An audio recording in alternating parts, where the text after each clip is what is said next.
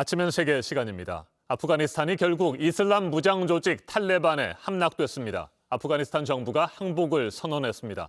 탈레반은 지난 2001년 9.11 테러 이후 미군의 공습으로 정권을 넘겨준 지 20년 만에 아프가니스탄을 다시 장악했습니다. 아프가니스탄 수도 카불 시내 탈레반 병사들을 태운 차량이 줄지어 들어섭니다. 탈레반은 지난 5월 미군이 철수를 시작한 이후 거침없는 기세로 주요 대도시들을 장악했습니다. 수도 카불이 완전히 고립되자 결국 아프가니스탄 정부는 정권을 넘겨주겠다며 항복을 선언했습니다. 탈레반은 전쟁의 종식을 선언하고 평화로운 정권 접수를 약속했습니다. 어제 하루 아프가니스탄 곳곳에서는 총격전이 이어졌고 미국 대사관과 대통령궁 근처에서는 두 차례 강한 폭발도 일어났습니다. 이 같은 혼란 속에 아슈라프 가니 대통령은 해외로 도피한 것으로 전해졌습니다. 대통령이 나라를 버리면서 아프가니스탄 국민들의 공포는 더욱 커지고 있습니다. 재력이 있는 사람들은 해외로 달아나기 위해 카불 국제공항으로 몰려들고 있습니다. 국경을 접하고 있는 파키스탄에는 이미 아프가니스탄에서 넘어온 난민들로 넘쳐나고 있습니다. 지금까지 파키스탄에 등록된 아프가니스탄 난민 수는 140만 명이고 미등록 난민들까지 합하면 300만 명에 이를 것으로 추산됩니다. 겨우 아프가니스탄을 탈출해 인도에 도착한 한 여성은 고국에 남아있는 사람들의 안전을 걱정하면서 눈물을 흘렸습니다. 직접 들어보시겠습니다. I can't believe the world abandoned Afghanistan. Our friends are going to get killed. They're going to kill us. Our women are not going to have any more rights. 미국을 비롯한 주요 국가 현지 대사관 직원들의 철수 작업도 숨가쁘게 이어지고 있습니다. 카불 상공에는 대사관 인력을 태운 헬기들이 계속해서 오가고 있습니다. 대사관 옥상 곳곳에서 검은 연기도 포착되고 있습니다. 외교관들이 기밀 문서들을 태우면서 발생한 연기라는 관측이 나옵니다. 조 바이든 미국 대통령은 병력 5천 명을 카불에 추가 파견해 미국 시민들의 무사 철수를 돕도록 했습니다. 이달 말까지 아프가니스탄 철군을 완료하겠다는 계획도 고수하고 있는 것으로 전해집니다. 토니 블링컨 미 국무장관 역시 미군이 아프가니스탄에 잔류하는 것은 미국의 이득이 되지 않는다고 잘라 말했습니다. 들어보시겠습니다. As a strategic matter, there is nothing that our strategic competitors would like more than to see us bogged down and mired in Afghanistan for another 5, 10, 20 years. That is not in the national interest. 긴박하게 돌아가고 있는 아프가니스탄의 상황, 중동 지역 전문가와 좀 더 자세하게 짚어보겠습니다. 박현도 서강대 유로메나 연구소 연구교수 전화로 연결돼 있습니다. 교수님 안녕하십니까?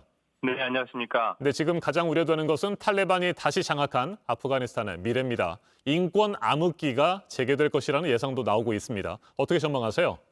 네, 지금 국제사회가 굉장히 걱정하고 있는데요. 아마 그거를 의식이라도 한 듯 탈레반은 그전과는 좀 다르게 여성들이라든지 소외된 사람들에 대해서 조금 유연한 정책을 펼 것이라는 얘기를 하고 있어요. 얼마큼 믿어야 될지는 모르겠습니다만은 예를 들면은 여성들이 복장만 제대로 갖춘다면 이슬람 규정에 따라서 복장만 제대로 갖춘다면 취업도 문제 없이 하도록 하겠다라는 등 그전과 좀 다른 모습을 보이고 있는데요. 일단은 장밋빛 전망은 아니지만 말로는 그렇게 하고 있습니다. 근데 얼마큼 믿을 수 있을지는 사실 자신은 없습니다. 그리고 여러 가지로 또 미국 철수 시간을 4일 이상 준다고 그러더니 바로 공항도 공격을 했었거든요. 네. 그래서 좀 더 살펴봐야 될 것 같습니다만 다만 1996년에 집권했던 탈레반과는 달리 당시에는 국제사회와 소통할 수 있는 예를 들면 영어를 할 수 있는 사람이 한 명도 없었는데요. 이번 탈레반은 그전과는 달리 좀 세련된 부분들이 있어서 국제사회의 눈치를 어느 정도는 보고 있는 것 같아서 그나마 다행이라고 생각합니다. 네, 국제사회가 무엇보다 놀란 것은 탈레반의 장악 속도였습니다. 그만큼 아프가니스탄 정부군은 무능력이 심각했다. 이런 반증이기도 하고요. 미국이 지난 20년 동안 우리 돈 100조 원 가까이를 쏟아부었습니다. 아프가니스탄 정부군을 지원했는데 그럼에도 불구하고 실패한 이유는 뭘까요? 똑같은 상황을 한번 이라크에서 보겠는데요. 이라크에서 미국이 11년 동안 이라크군을 훈련시켰거든요. 근데 단 3일 만에 IS에게 패배했습니다. 이번에 미국이 아프가니스탄에게 무려 102조 정도 되는 880억 달러를 투입해서 30만 군대를 훈련시켰지만 일주일 만에 끝났습니다. 왜 그러냐면 둘 다 부패입니다. 그러니까 미국은 정복은 했지만요. 정복은 하고 국가는 차지는 했지만 그 민심을 잡는 데 실패했고요. 그다음에 그 미군이 세웠던 그 정권 사람들이 부패를 했기 때문에 이 군인들이 결국에는 자포자기한 겁니다. 미국이 철수를 하겠다 하니까 탈레반에게 그냥 다 항복을 해버렸고요. 가장 대표적인 예가 끝까지 싸웠던 이스마일 칸이라고요. 이스마일 칸이 헤라트의 그 군벌인데 그 사람마저도 마지막에는 탈레반에게 모든 걸 넘겨주고 이란으로 도피해버렸거든요. 네.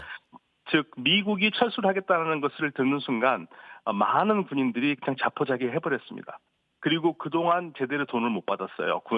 월급을요. 그러다 보니까 탈레반에서 돈을 제시하고 무기를 주면은 무기를 니네들이 우리에게 반납하면 돈을 주겠다라는 그러한 것으로 회수를 했고 그걸 전부 다 받아들였기 때문에 별 저항 없이 쉽게 모든 지역들이 넘어간 겁니다. 네, 그래서일까요? 미국 조 바이든 대통령의 책임론도 불가피해 보입니다. 일각에서는 1975년 베트남전 패전 직전 당시 사이공에서 미 대사관 직원들이 헬기를 이용해 긴박하게 탈출했던 지역이 다시 재현됐다. 이런 비판도 나오고 있습니다.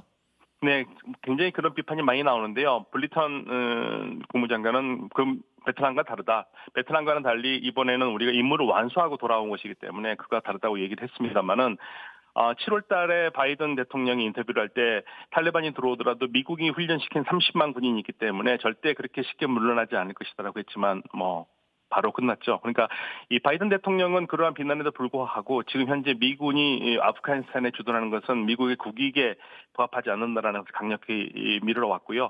그러다 보니까 군 고위층에서 2,500명 정도의 미군은 주둔시켜서 평화협정을 맺고 나와야 된다라는 그러한 의견도 묵살을 했거든요. 그래서 당분간은 이 바이든 대통령이 그동안 지금 방금 한 달 전에 했던 인터뷰 때문에 상당한 곤혹을 치를 것 같습니다.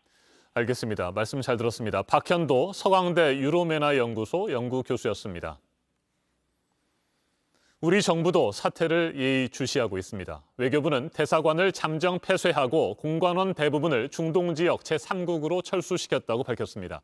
아프가니스탄 교민 대부분은 정부가 지난 6월 철수를 요청한 이후 현지를 떠난 것으로 알려졌습니다. 지금은 현지 대사와 소수의 공관원만 남아있는 상황인데 정부는 이들의 안전한 철수를 위해 우방국들과 긴밀히 협조하고 있다고 밝혔습니다.